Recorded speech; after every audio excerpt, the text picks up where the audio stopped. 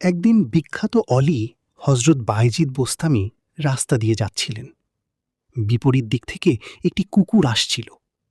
কুকুরটিকে দেখে তিনি ঘৃণা ভরে নিজের পবিত্র জুব্বা বা গায়ের কাপড়টি একটু গুটিয়ে নিলেন, যাতে অপবিত্র কুকুরের গা তার কাপড়ে না লাগে। ঠিক তখনই তার মনের ভেতর একটি গভীর উপলব্ধি হল। তিনি যেন অনুভব করলেন কুকুরটি তাকে বলছে, হে বায়েজিদ, আমার শরীর যদি ভেজা থাকত আর আপনার কাপড়ে লাগত, তবে সামান্য পানি দিয়ে ধুলে তা পরিষ্কার হয়ে যেত। কিন্তু আপনি ঘৃণায় নিজের কাপড় গুটিয়ে যে অহংকার প্রকাশ করলেন, সেই মনের ময়লা ধোয়ার মতো পানি তো সারা পৃথিবীতেও নেই।